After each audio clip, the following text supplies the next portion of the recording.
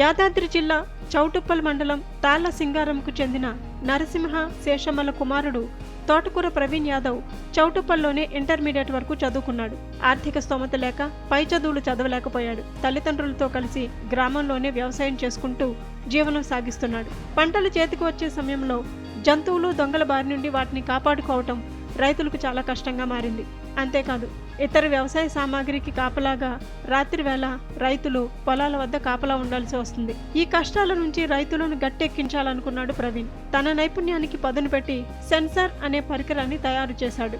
ఈ పరికరానికి రైతు భరోసా సెక్యూరిటీగా నామకరణం చేశాడు. 12 watts solar panel, 12 watts battery, SIM కలిగిన సాధారణ సెల్ ఫోన్, 2 చిన్న సైజు అద్దాలు, లేజర్ సెన్సర్లు ఏర్పాటు చేయడానికి 2 రాడ్లు, సౌండ్ చేసేందుకు అలారం బాక్స్ ఇందులో ఉంటాయి. ఇది పూర్తిగా సోలార్తో పనిచేస్తుంది. ఇందులో వినియోగించే సెల్ ఫోన్ కూడా ఆటోమేటిక్గా సోలార్తోనే ఛార్జింగ్ అవుతుంది. ఇందులోని సెల్ ఫోన్లలో ముందుగానే సంబంధిత వ్యక్తుల సెల్ నెంబర్లు ఫీడ్ చేయాల్సి ఉంటుంది. పంటలు, పౌల్ట్రీ, మేకలు, గొర్రెల మందలకు రక్షణ కల్పించేలా ప్రవీణ్ ఆర్బీఎస్ సెన్సార్ను రూపొందించాడు.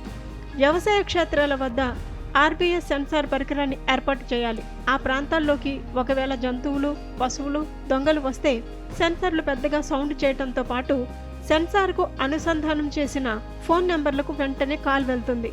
దాంతో రైతులు అలర్ట్ అయ్యే అవకాశం ఉంటుంది. ఆర్బీఎస్ సెన్సార్ కిలోమీటర్ దూరం వరకు పనిచేస్తుంది.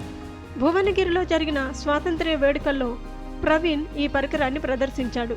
ప్రవీణ్ ప్రయోగాన్ని మెచ్చిన అధికారులు అతనికి సర్టిఫికెట్ అందజేశారు.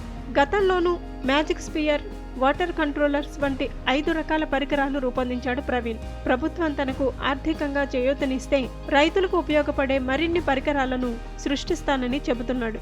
ఉన్నత చదువులు లేకుండానే రైతుల కోసం వినూత్న ఆవిష్కరణలు చేస్తున్న యువ రైతు ప్రవీణ్ను అన్నదాతలు అభినందిస్తున్నారు.